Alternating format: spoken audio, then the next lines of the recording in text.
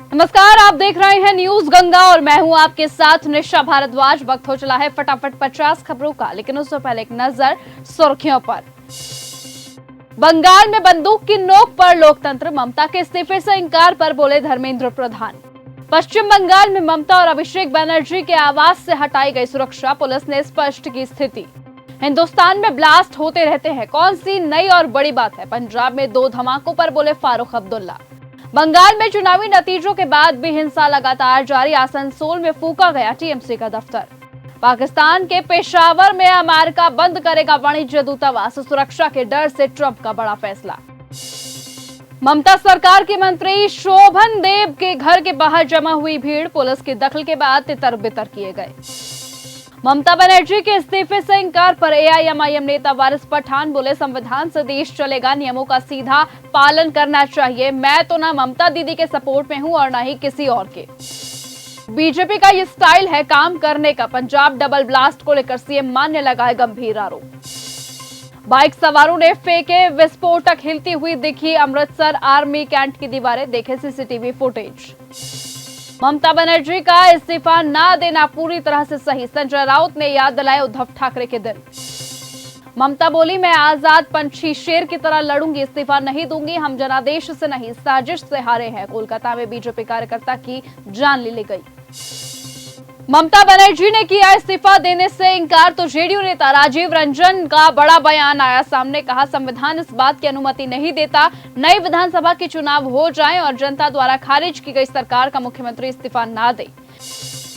BJP का जिक्र कर सीएम उमर अब्दुल्ला का बड़ा बयान, कहा पश्चिम बंगाल में एक बहुत बड़ी गलती हुई है और कोई भी इस बात से इंकार नहीं कर सकता। वोटर लिस्ट से बहुत सारे वोटर्स के नाम हटा दिए गए हैं। ममता बनर्जी के इस्तीफा ना देने वाले बयान पर कपिल सिब्बल बोले, चुनाव तो आते जाते रहते हैं, हार जीत होती रहती है, लेकिन संविधान की हार नहीं होनी चाहिए और लोकतंत्र की हार नहीं होनी चाहिए। ममता बनर्जी के इस्तीफे से इंकार पर अखिलेश यादव की पहली प्रतिक्रिया, कहा बंगाल में चुनाव लूट लिया गया है तो ममता बनर्जी को इस्तीफा देने की क्या जरूरत है।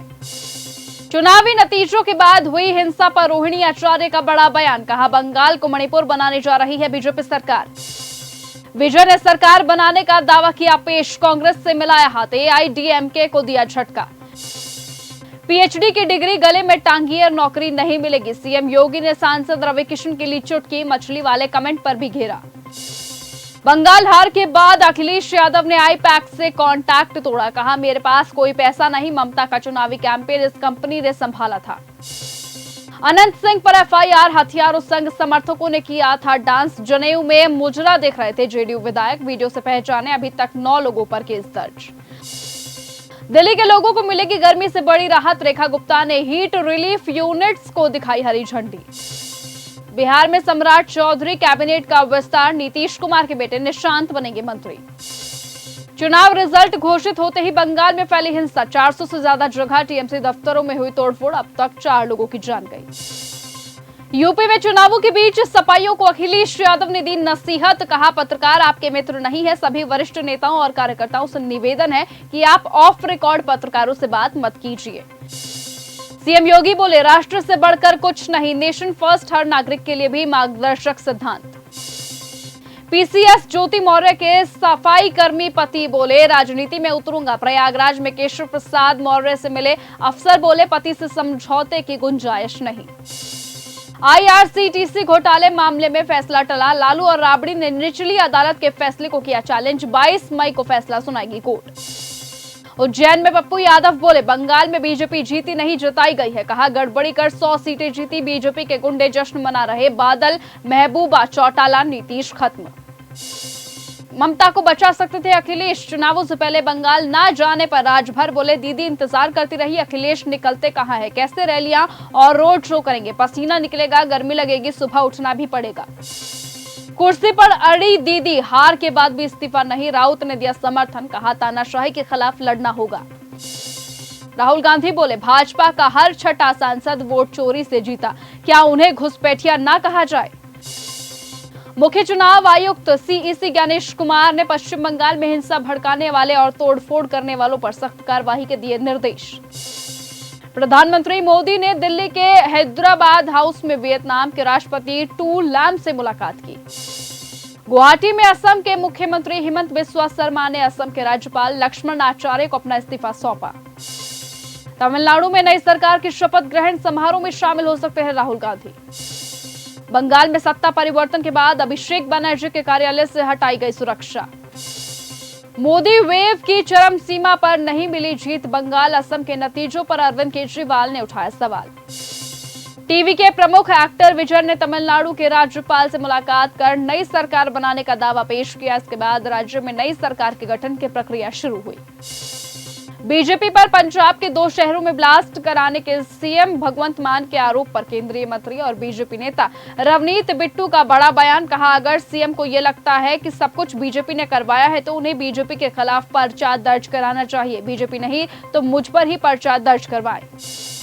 हॉर्मूज को लेकर ट्रंप ने रोकी अपनी मुहिम। कहा, पाकिस्तान की अपील पर लिया गया फैसला। प्रोजेक्ट फ्रीडम अस्थायी रूप से निलंबित। चुपचाप अमेरिका ने खत्म कर दी ईरान संग जंग। मार्को रूबियो ने कहा, ऑपरेशन फ्यूरी खत्म हो चुका है, हम अपने मकसद में कामयाब हो चुके हैं। प्रशांत महासागर ने ट्रंप ने छेड़ा नया युद्ध। फिर संदिग्ध ड्रग्स नाव अमेरिका ने किया हमला, 3 लोगों की जान गई। टेक्सास में हुई गोलीबारी, 5 लोगों को मारी गई गोली, 2 लोगों की जान गई। शॉपिंग सेंटर के पास हुई वारदात।